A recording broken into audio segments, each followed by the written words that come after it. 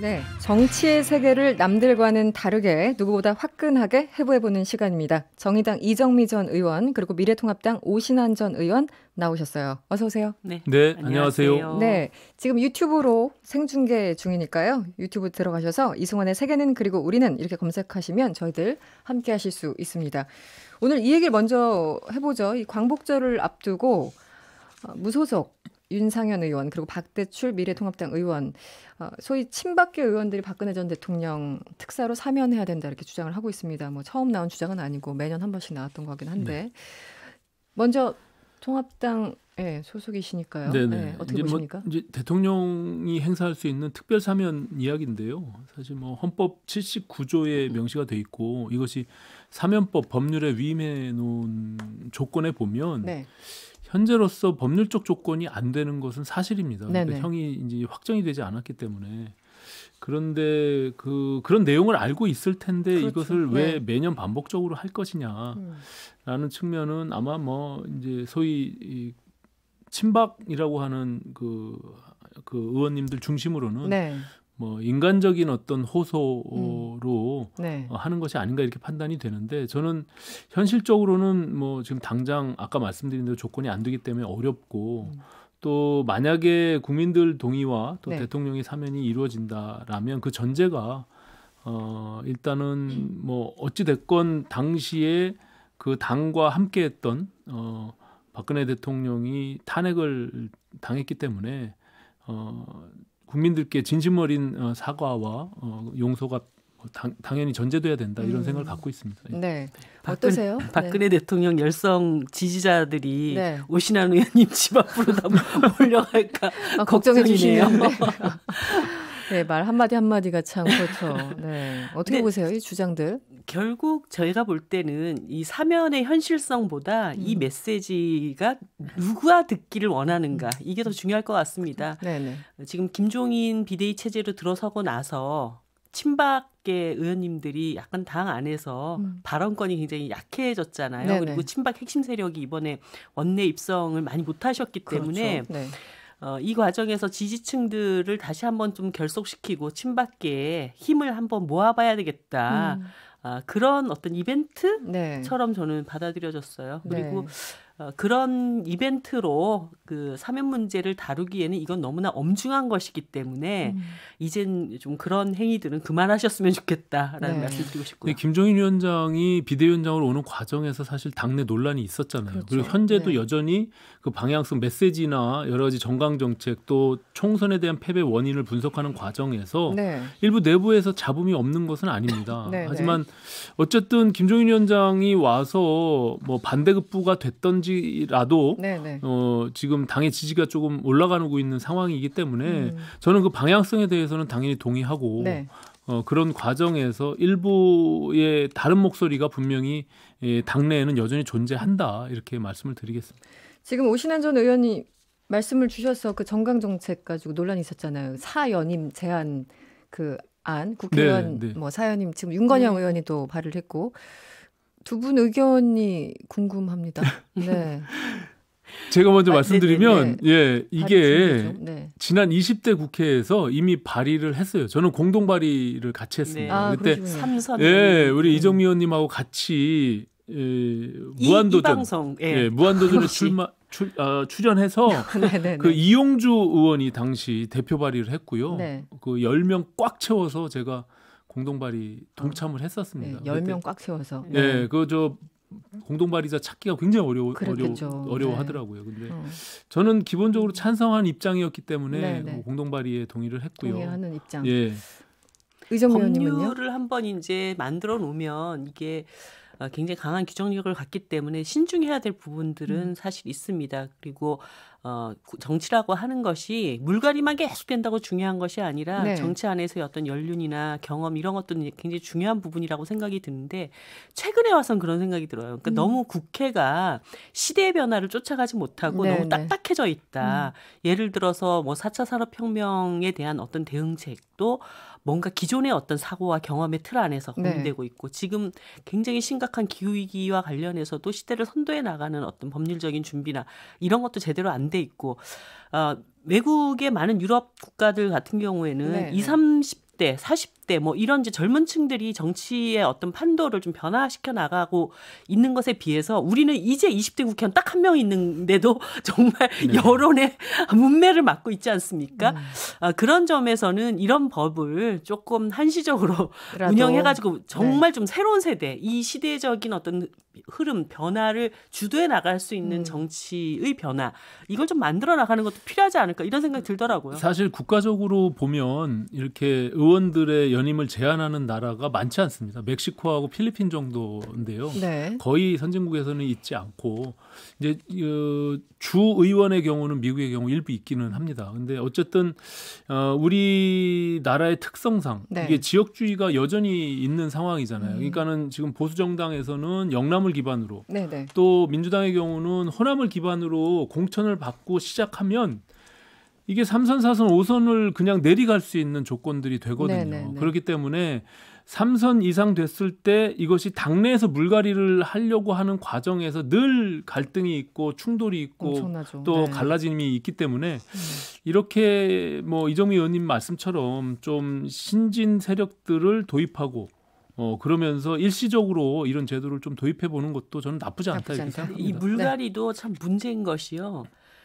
결국은 이제 주요 정당들의 공천권들은 다 당의 지도부가 갖고 있지 않습니까? 네네. 그러니까 뭔가 새로운 초선 의원들이 들어와가지고 패기 있게 뭘 하려고 도전적으로 해도. 이렇게 되는 게 아니라 네네. 내가 다음번에 다시 공천을 받아야 되니. 그래서 지도부의 어떤 눈치를 명령에 네네. 예, 일렬로 서는 이런 것들이 정말 문제라고 봅니다. 그래서 물갈이가 혁신을 가져오는 것은 아니다. 네.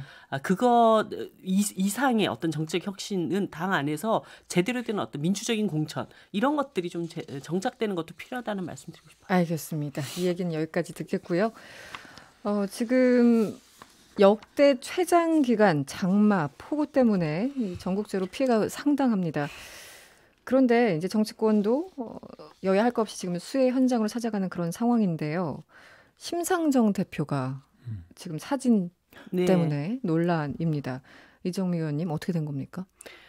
그날 안산에 갔습니다. 네. 안산이 이제 호우 피해가 굉장히 심각했던 곳이었기 때문에 정의당 당직자들과 심상정 대표가 함께 그 자리에 갔었고 안산시의 요구에 의해서 면사무소에서 그 폭우로 그 산 지반이 무너져가지고 이제 토사가 집안으로 다 밀려 들어온 두 가구를 소개를 받은 거예요. 거기 계신 분들이 너무 연세가 많으셔서 그 토사에 묻힌 무거운 가구라든가 이런 것들을 빼내기가 너무 힘들다고 한다. 네네. 그러니까 정의당이 거기 가서 그 일을 좀 해줬으면 좋겠다. 네네. 요청을 받아서 아침부터 오후 3시까지 그 일들을 작업을 한 거예요.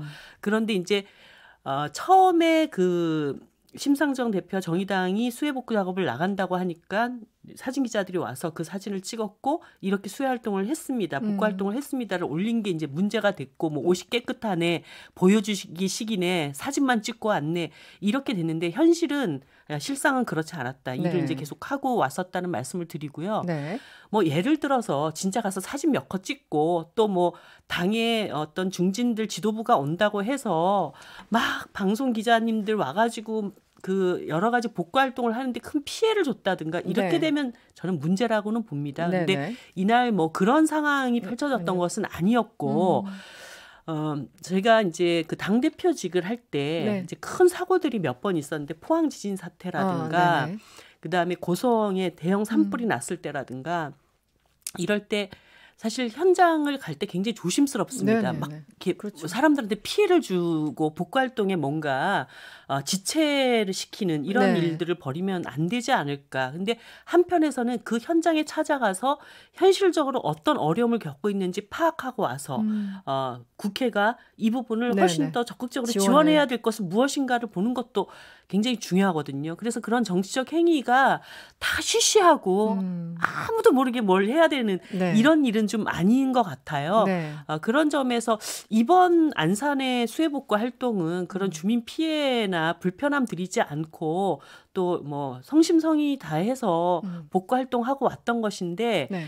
국민들한테 좀 뭐 몇 개 사진이 그런 오해를 불러일으켜서 정의당 입장에서는 참 난감한 상황이었었죠. 정치권에서 늘 저런 재난재해가 있을 때 사실 좀 딜레마죠. 그러니까는 안 가기도 어렵고 또 간다고 해서 사실 무슨 도움이 될까 싶은 생각들도 있는데 다만 좀 아쉬운 거는 이게 이제 뭐 수해 현장에 처음 도착해서 처음 찍었던 사진들을 아마 올리시게 되는 과정에서 너무 옷이 깨끗하니까 그런 어떤 비난을 받은 측면이 있는데 저는 그 이후에 이제 또 사진을 내리고 그러면서 또 대변인을 통해서 그것을 반박하면서 또 사진을 또 다시 올리고 뭐 이러는 대응들이 사실 조금 아쉬움이 있는 측면은 있어요. 근데 뭐 저도 현장에 많이 가봤기 때문에 이제 이정미 의원님 말씀하시는 그런 또 좀 억울한 측면이 분명히 있다라고 이해가 되는 측면도 있습니다. 근데 아무 일도 안 하고 깨끗한 옷 입고 사진만 찍고 왔다. 이거에 대해서는 약간 해명이 필요했던 부분이 있었고요. 그리고 제가 아까 막 급하게 얘기를 하다 보니까 안산이라고 좀 잘못 말씀드린 부분은 수정을 하겠습니다. 정정을 할게요. 그 전국적으로 침수 피해가 워낙 커서 또 너무 유례 없는 이런 상황이 지속되고 있고 복구가 시급합니다. 관련해서 오늘 오전에 당정 협의가 있었는데요. 침수 피해 지원 금액이 25년째 그대로다. 뭐 이런 비판들이 굉장히 많았지 않습니까? 그러다 보니까 재난지원금을 2배 상향하겠다 이런 방안이 나왔는데요. 이 방안에 대해서는 어떻게 보세요? 네. 일단은 이게 재난지원금이라는 것이 특히 사망의 경우는 사실 청천벽력이잖아요. 그렇죠. 그렇기 때문에 이게 뭐 돈으로 해결할 수 있는 문제는 아니지만 그 주변 유가족이나 또 이제 피해를 받은 분들에게 조금이나마 힘이 될 수 있는 그 근거를 마련하는 것인데 이게 95년도에 사망의 경우는 1,000만 원 그리고 침수 지역의 경우는 100만 원 이걸 2배로 이제 올린 거잖아요. 근데 지금 현재 시점에서는 저는 조금 뭐 과감하게 한 3배 정도, 뭐 3, 4배 정도 올렸어도 크게 무리가 없을 것 같다라고 생각이 드는 게 이번 큰 피해에서 42명의 실종 사망자가 발생했거든요. 그래봐야 전체 뭐 2천만 원 지금 올린 금액으로 따져도 8억 4천만 원 정도 되니까 저는 좀 뭐 더 조금 정부가 부분에 대해서 과감하게 좀 25년 만에 이제 인상한 거니까 좀 그런 아쉬움도 남습니다. 그러니까 예를 들어서 침수 지역에 장판 하나만 간다 이렇게만 생각해봐도 얼마 정도가 들 건가가 계산이 나올 텐데. 뭐 생업을 했던 터전이 다 무너졌다. 그러면 200만 원 가지고 복구한다라는 것은 거의 어렵다고 봐야죠. 그런 점에서 뭐 재난지원금에 대한 규정을 이렇게 바꿨다고는 하지만 턱없이 부족하기 때문에 추가적으로 어떤 지원이 더 필요할지에 대해서는 국회나 정부에서 더 논의를 해나가야 된다고 봅니다. 그런데 이 4차 추경 얘기가 엄청 나오다가 그러니까 어제까지만 해도 정치권에서 여야 모두 4차 추경 얘기를 강하게 했었는데 민주당이 조금 신중한 모드로 간 것 같아요. 어떻게 보십니까? 사실 추경을 뭐 4번째까지 한다는 게 정부로서는 상당히 부담이 되는 일이겠죠. 근데 저는 중요한 것은 추경을 할 거냐 예비비를 할 거냐 이것보다 더 중요하게 빠른 시간 안에 재난 지원 복구, 그러니까 재난 상황을 복구할 수 있는 지원금이 피해자들에게 전달되는 것이라고 보거든요. 그러니까 현재 그 추산하고 있는 것은 뭐 5천억에서 최대한 1조까지를 이제 보고 있어요. 피해액을. 그런데 현재 정부가 가용할 수 있는 예비비가 2조 6천억 얘기를 하고 있지 않습니까? 그러면 일단 지금 피해를 입은 분들이 최대한 빨리 재난 상황으로부터 벗어나기 위한 지원을 하고 추경 문제도 너무 정치적으로 부담 갖지 말고 재난 상황에는 어쨌든 이럴 때 재정을 쓰라고 만들어 놓은 것이기 때문에 그렇게 해나가면 된다고 봅니다. 그래서 이게 추격이냐 예비비냐 이런 논쟁을 지금 할 필요는 없다. 지금 예비비가 있으면 빨리 그것이 일단 신속하게 전달되는 것이 중요하다. 근데 뭐 김종인 위원장도 뭐 추경이 필요하면 거기에 대해서 뭐 반대하지 않겠다라는 입장을 갖고 계시고요. 다만 이게 정부 이 재정을 관리하는 기재부 입장에서는 굉장히 큰 부담이에요. 왜냐하면 이미 3차 추경까지 58조 9천억 원의 추경 예산을 편성하고 지금 집행을 하고 있는데 국채 발행 대부분의 적자 국채 발행을 통해서 지금 추경을 편성했고 그것이 집행되는 과정에 있기 때문에 또 4차 추경이라는 것이 거의 60년 만에 이루어지는 네. 일이거든요. 그리고 상반기에 지금 관리재정 수지가 가장 최악인 상황이거든요. 111조의 적자가 지금 발생한 상태에서 다시 적자 부채를 발행해서 또 4차 추경을 한다는 것이 굉장히 부담스럽고 또 네. 마침 이정미 의원님 말씀처럼 예비비나 또 지자체의 재난기금이 네네. 충분히 여유가 있기 때문에 그것을 먼저 선집행하고 또 추후를 바라보지 않을까 이렇게 생각을 합니다. 일단 예비비로 일단 그 급한 불을 끄는 것이 네. 좋다 이렇게 얘기를 하신 거고요. 그나저나 지금 이 난리에 그 미래통합당과 민주당이요 4대강 사업 가지고 논쟁을 심하게 벌이고 있습니다. 어떻게 보셨습니까? 멋이 중한데죠. 한마디로. 한마디로 정리가 되는군요. 네. 네. 아무튼 이 4대강 관련돼서는 여러 차례 논란이 돼 왔습니다. 그리고 뭐 저 스스로 환경적으로 네. 그 20대 환경노동위원회에서 이 문제와 관련된 이제 여러 가지 검토를 해봤을 때 뭐 치수 사업에는 큰 효과가 없이 녹조라떼처럼 그 강을 완전히 더럽히는 이런 결과만을 낳고 있기 때문에 네.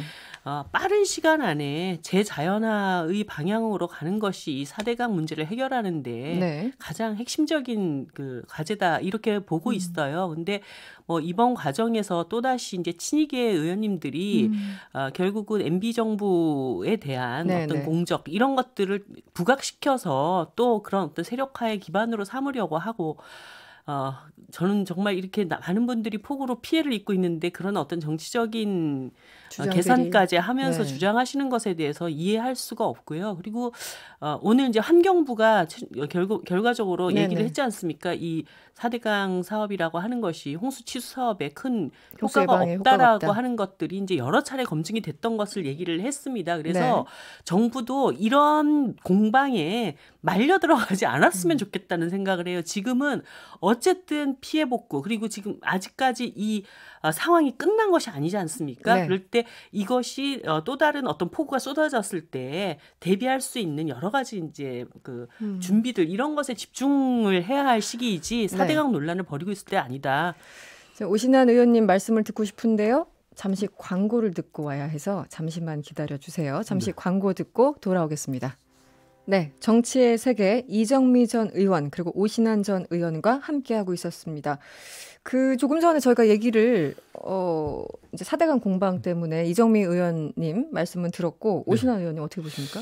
저는 지금의 시점에서 4대강 논쟁은 멈춰야 된다고 생각하고요. 네. 지금 얼마나 큰 비 피해로 인해서 수많은 국민들이 고통받고 있잖아요. 그래서 빨리 수해 복구와 마음을 어루만지는 일들이 선행돼야 되고 다만 저는 이것이 좀 정리되면 정말로 4대강에 대한 종지부를 찍기 위해서라도 네. 뭔가 정확한 근거를 가지고 과학적 접근으로 정치적 접근이 아니라 그렇죠. 그것을 네. 판단해서 조치를 해야 된다고 생각하고 특히 이 문재인 정부의 공약이 재자연화 사업이잖아요. 근데 네. 이게 4대강이라는 것이 벌써 10년 전에 16개의 보와 5개의 댐을 설치한 거거든요. 4대강에. 그러면 보를 하나도 철거하지도 않고 네. 지금 그 공약이 지금 이행되지도 않은 지금 시점에서 4년 차가 되고 있는데 여전히 지금 비 피해가 이렇게 큰 상황에서 4대강 논쟁을 하고 있다는 것은 국민들로 봐서는 좀 답답한 부분이 있죠. 예. 문재인 대통령이 최근에 이 이제 논란 한가운데 4대강 이 보가 홍수 조절에 얼마나 기여했는지를 조사하라 이렇게 지시를 했습니다. 사실 4대강 사업 이런 사업이 있나 싶을 정도로 네. 세계 정부가 4번의 감사를 한 정말 이례적인 국책 사업입니다. 이번 문 대통령의 지시는 좀 어떻게 보십니까? 평가를 좀 해주시면. 검증은 충분히 되었다고 이미 다 봅니다. 됐다? 네. 여러 기관들에서 4대강이 치수 사업에 큰 영향 없고 처음 애초에 이것이 기획됐던 것은 대운하 사업이었다라는 것도 다 드러나 있는 일이고 네. 그리고 오늘 이제 환경부 이 주무부서지 않습니까? 주무부서가 이와 관련되어서 이거는 치수 사업에 큰 영향 없습니다. 이렇게 다 얘기를 했습니다. 그래서 아까 제가 말씀드렸다시피 정부가 미래통합당의 일부 의원님들이 이제 4대강 논란을 벌인 것에 같이 맞대응을 하는 방식 이거 네. 불필요하다고 보여지고요. 지금은 이 쏟아지는 폭우를 어떻게 잘 대응해 나갈 것인가 이것에 힘을 쏟아야 될 때라고 봅니다. 사실 네. 한 가지만 더 말씀을 드리고 싶은 네네. 것은 지금 이런 이상기후의 이 엄청난 장마 그러니까 지금 SNS상에 해시태그 운동들이 벌어지고 있어요. 이 비의 이름은 장마가 아니라 기후위기입니다. 라고 하는 것들이 퍼져나가고 있지 않습니까? 지금 북극과 시베리아의 이 이상기후 온난화 때문에 이런 엄청난 이제 폭우가 쏟아지고 있다라고 분석하고 있고 그래서 단순히 4대강을 만들었으면 이거를 잘 대응을 했겠냐 아니냐 이게 중요한 게 아니라 근원적인 이 기후위기, 저탄소 사회로 가기 위해서 우리가 무슨 노력을 해야 될 것인가 이걸 가지고 저는 오히려 국회가 논쟁해야 된다고 생각합니다. 그렇죠. 그런 부분들에 대한 각성이 지금 훨씬 더 중요한 때다라는 말씀을 드리고 싶어요. 사실은 지금 지난 20대 국회 하반기에 물관리 일원화 측면에서 환경부가 이제 주무부서가 됐지만 사업 자체는 원래 국토부가 했던 것이죠. 이제 치수관리에 대해서. 그런데 이게 4번에 걸쳐서 감사원 감사가 있었다고 하지만 첫 번째 당연히 박근혜 정부 때는 효과가 있다고 판단을 했겠죠. 근데 아니죠. 이명박 정부 때요. 예. 근데 2013년도 박근혜 정부 때 감사했을 때는 그와 좀 다른 결을 갖고 있는 감사 결과가 나왔지만 또 그 박근혜 정부의 국무조정실 산하에 4대강 사업 조사 평가위원회에서는 긍정적인 또 평가를 하기도 했어요. 그렇기 때문에 저는 이 4대강 사업이 저도 전문가가 아니기 때문에 실제로 어떤 결과를 낳았는지까지는 제가 장담할 수는 없지만 아까 말씀드린 대로 좀 과학적인 접근들을 통해서 그리고 만약에 이 정부가 그렇게 4대강이 문제가 있다라고 하면 공약이기도 하니까 빨리 조치를 해야지 이제 와서 이제 정부 다 끝나는 과정에서 또 이 비 피해가 있으니까 4대강 사업이 잘했니 못했니 이런 싸움으로 가져가는 것은 저는 맞지 않다라고 생각하고요. 정말로 정부가 의지가 있다면 재자연화 사업 공약했으니까 보호 다 해체하고 빨리 자연화 사업을 하는 게 맞겠죠. 거기에 이후에 대한 결과는 또 국민들이 판단하고 평가를 할 것이고요. 예.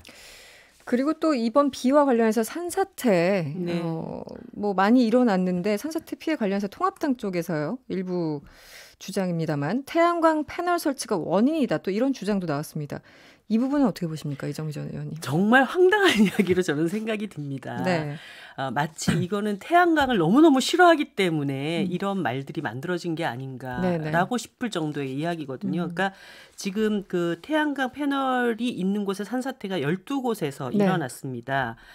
전체 태양광 패널이 산지에 있는 곳은 12,721개예요. 한마디로 0.09% 이 산사태 발생률은. 그런데 전체 산사태는 이번에 원체 폭우가 심했기 때문에 굉장히 많은 곳에서 일어났습니다. 1,000곳이 넘는 곳에서 산사태가 벌어졌어요. 즉 전체 퍼센테이지로 놓고 볼 때 태양광 패널이 있는 곳에서 벌어진 산사태는 아주 부분적인 것이죠. 근데 이런 것을 굉장히 부각시켜서 태양광 패널 때문에 산사태가 엄청나게 벌어진 것처럼 얘기를 하는 것은 태양광을 때리기 위한 침소봉대로 밖에는 여겨지지 않고 이 뒤에 원전 사업자들이 뭐 이런 음모론까지 생각이 들 수밖에 없는. 왜냐하면 그 수치라고 하는 것이 굉장히 객관적으로 보여주는 것들이 있거든요. 특히나 이번에 전남 지역에 엄청난 폭우로 너무 많은 피해를 입었지 않습니까? 그쪽에서도 여러 개의 패널들, 태양광 패널들이 있어요. 근데 오히려 전남 지역에 그러면은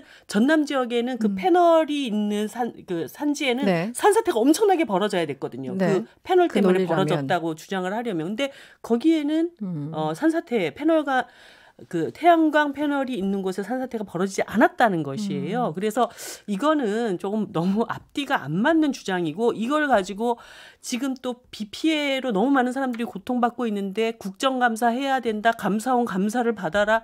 이런 식으로 정치 공세를 하고 있으니 정말 너무 답답하다는 생각밖에 안 듭니다. 그런데 이제 뭐 이게 단순히 정치 공세로만 보기는 그렇고요. 지금 뭐 수치상에 대한 부분은 이정미 의원님 말씀하셨으니까 제가 다시 언급 않고 다만 이게 산지 태양광 발전이라는 게 기본적으로 햇빛을 최대한 많이 받아야 되고 또 경사면에 나무를 베어서 설치하기 때문에 집안이 어느 정도 약화되는 것이 전문가들의 의견입니다. 그래서 2018년도 10월 달부터 사실 이것을 강화한 것이요. 그래서 그 경사도 자체를 25도에서 15도로 강화했기 때문에 지금 12개의 패널이 무너져 내린 산사태가 내린 것은 네. 다 그 이전에 이미 설치된 곳이라고 해요. 그렇기 때문에 더욱더 정부가 이것들에 관심을 갖고 그 제도를 좀 정비하고 또 그런 위험을 방지하기 위한 노력들이 같이 수반돼야 된다. 그런 측면에서 바라볼 필요가 있고요.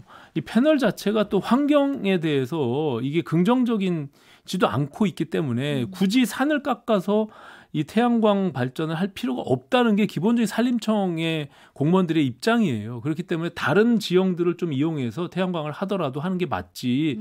굳이 나무를 베어내고 산에 있는 우리가 고속도로를 가다 보면은 정말 보기도 흉하게 산을 깎아서 태양 패널들을 설치한 것들이 많잖아요. 네. 그러니까 이게 아까 4대강 논쟁처럼 또다시 이게 정치적 논쟁으로 점화돼서 불필요한 이런 소모적인 논쟁을 할 필요는 없다. 네. 이렇게 시간이 다 생각합니다. 돼서 네. 태양광 패널을 좀 더 안정적으로 네. 잘 관리해야 된다는 점은 충분히 인정합니다. 근데 태양광 패널 때문에 산사태가 마구 일어나고 있다. 네. 이렇게 얘기하면 안 된다.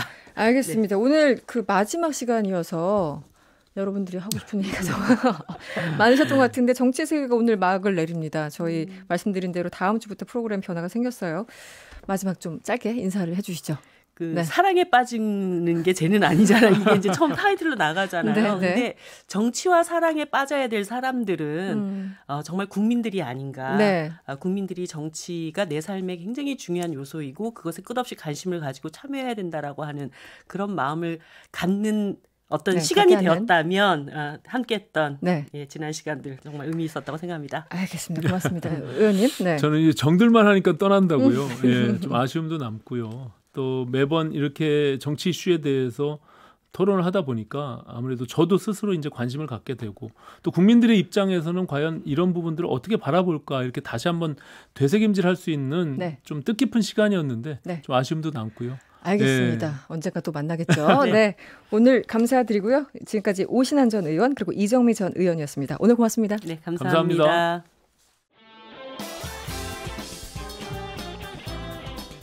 여러분의 퇴근길을 꽉 채워드립니다. 평일 저녁 6시 5분 이승원의 세계는 그리고 우리는